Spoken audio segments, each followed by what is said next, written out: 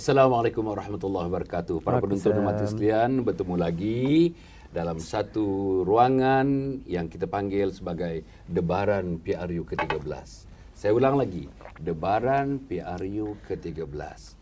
Alhamdulillah, kita akan menjemput tetamu-tetamu yang faham mengenai politik, yang faham mengenai election untuk membekalkan kepada anda input-input ataupun ilmu pengetahuan, pengalaman-pengalaman dan sebagainya untuk memudahkan anda menghadapi PRU ke-13 yang akan diumumkan bila-bila masa sekarang ini supaya kita jelas apa dia PRU ke-13, apa dia expectation kepada rakyat, apa expectation kepada mereka yang memerintah, apa expectation kepada parti pembangkang dan sebagainya. Maka dengan itu memudahkan tuan-tuan insya-Allah membuat satu keputusan yang tuan-tuan puas hati, keluarga puas hati, rakyat Malaysia puas hati dan akhirnya dalam satu kesatuan umat pun akan berpuas hati.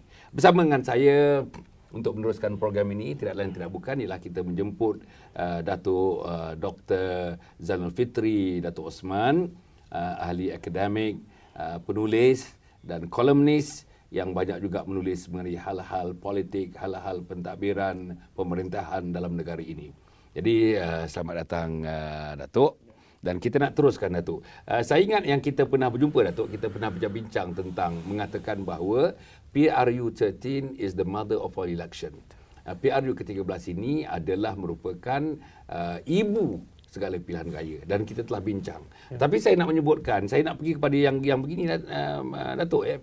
Kita lihat akhir-akhir ini walaupun mana-mana parti sama ada Pakatan Rakyat ataupun Barisan Nasional UMNO belum mengemukakan secara rasmi lagi manifesto masing-masing.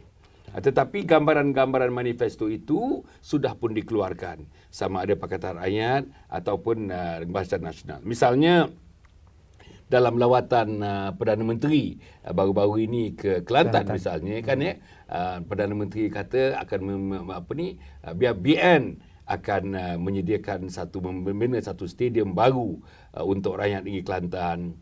Lebuh Raya Kota Baru Kuala Kerai akan dibina, masjid terbesar bagi seluruh negeri Kelantan itu akan dibina. Kemudian tu 3,000 unit rumah mampu milik akan dibina dan akhirnya akan menyelesaikan masalah air yang sudah berpuluh-puluh tahun tidak dapat diselesaikan. Ada orang kata kalau pergi Kelantan setengahnya mengatakan ada masanya, ada tempatnya minum air biasa seperti minum teh susu dan sebagainya. Okey.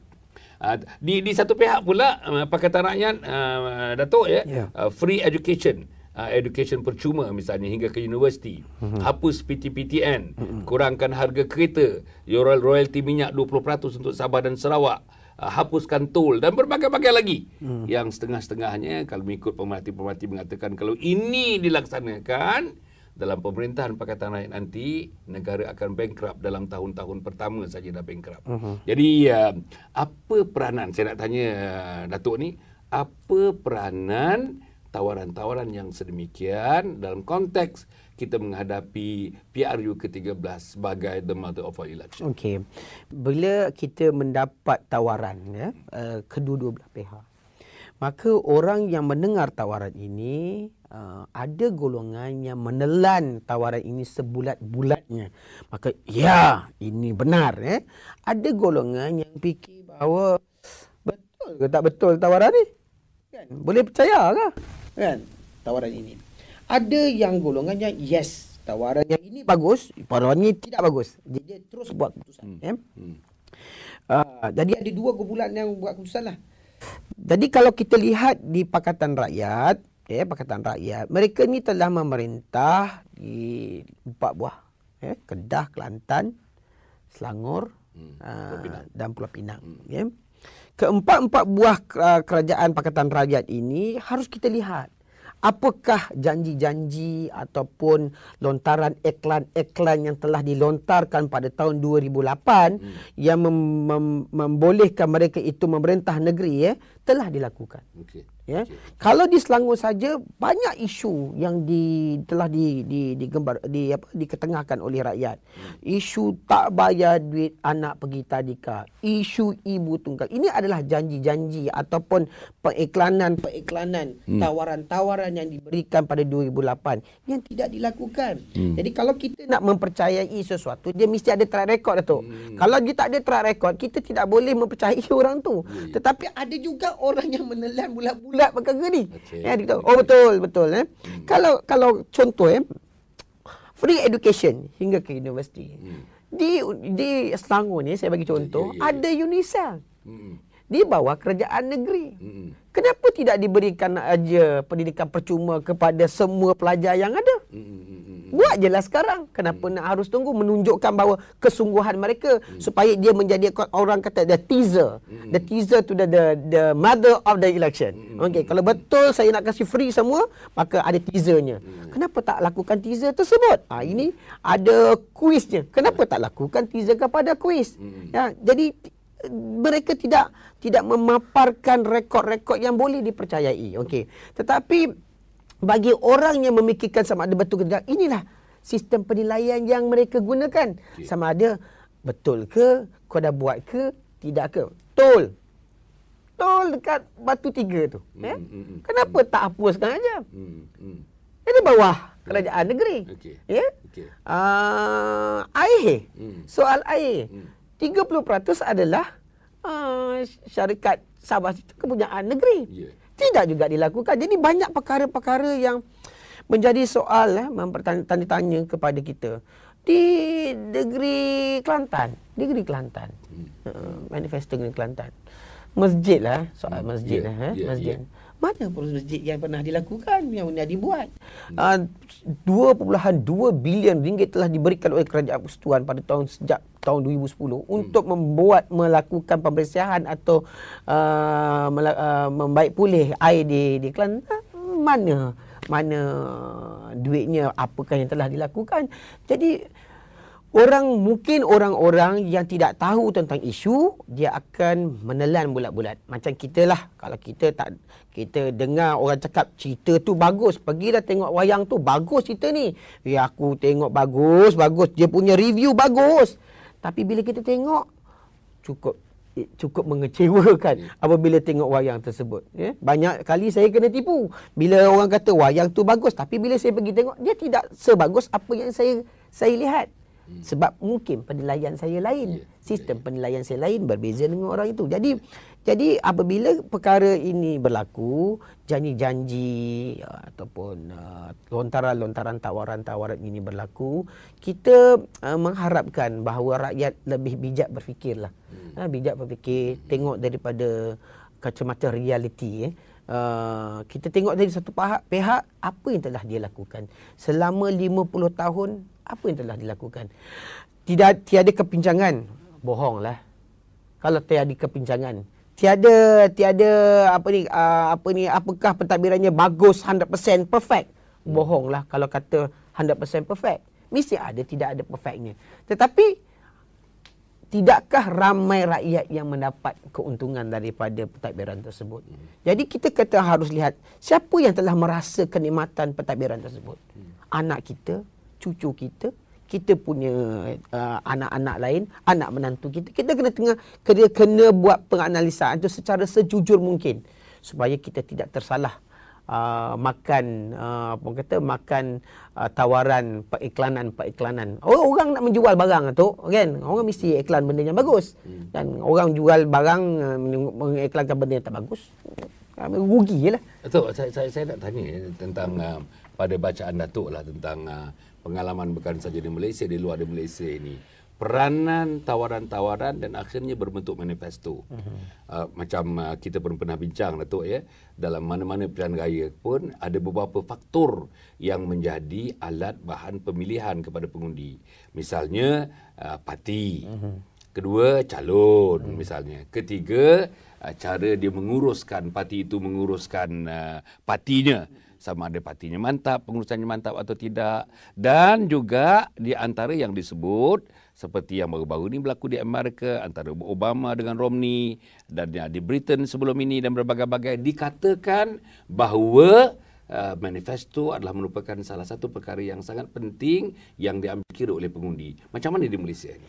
Di Malaysia ini manifesto itu adalah janji-janji yang harus dilakukan oleh sesiapa saja yang yang menjanjikan perkara-perkara atau langkah-langkah yang dilakukan setelah menang dalam manifesto.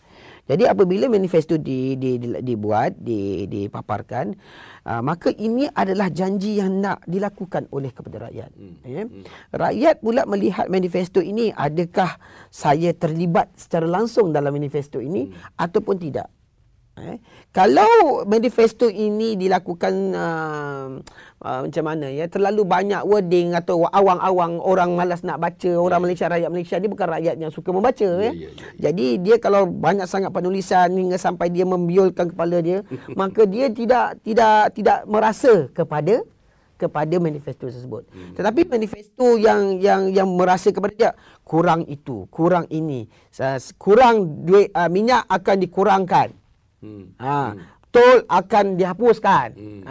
PTPTN akan dihapuskan. Jadi perkara-perkara ini begitu berkait rapat dengan kehidupan manusia seharian. Jadi dia akan merasa lebih dekat kepada manifesto macam ini. Manifesto macam ini. Sudah tentu ini adalah janji. Okey. Manakala di pihak belah sana mereka menjual, sama ada mereka I will deliver to you in 48 hours. Sama ada I will deliver to you in 48 hours, it depends on me, not it depends on you, because you already elected me.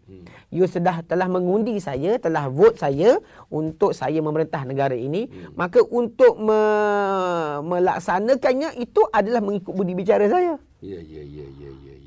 Saya boleh melakukannya, saya menjanji melakukannya, tetapi saya boleh menjanji melakukannya bila akhir tahun yang masa akan datang, tahun 5 tahun 2018. Saya boleh je, bukan saya tipu, saya lambatkan saja. Saya boleh saja buat melakukan demikian. Kan, macam keadaan sekarang ni. Dekat-dekat election di Batu Cave dibatalkan pembinaan kondominium. Dekat-dekat election batal pembinaan kondominium. Boleh je dilakukan. Tetapi mereka akan lakukan mengikut kepentingan mereka. Jadi kalau rakyat merasakan bahawa manifesto yang nak dilakukan akan immediately happen, saya kata kita mimpi di siang hari. Yang menjadi isu baru ni, ambil Selangor, Menteri Besar Selangor mengatakan bila didapati bahawa beberapa item-item yang dijanjikan dalam manifesto tahun 2008 itu sampai sekarang ni tidak dapat dikenalikan. Untuk pengetahuan Datuk, saya salah seorang masa saya berada dalam Pakatan Rakyat dalam PAS dulu yang merangka manifesto tersebut. Dan pada anggapan kita ketika itu, setiap satu item yang kita tunjukkan itu boleh dilakukan.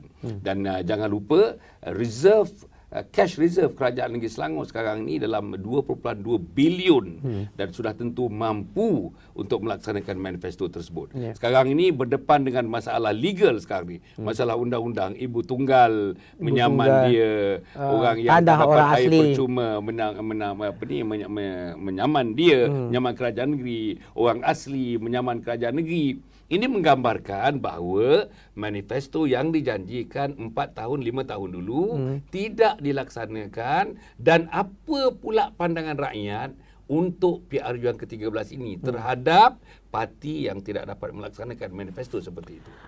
Ini terpulang kepada rakyat, Datuk.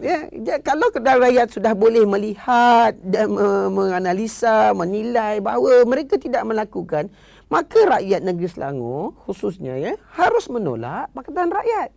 Tetapi ada golongan-golongan yang mahu masih menyokong Pakatan Rakyat, tak kisah pasal manifesto, tak ambil peduli tentang orang yang tak dapat duit, tak ambil peduli tentang ibu tunggal yang ambil duit. Mereka itu tidak menjadi kepentingan mereka.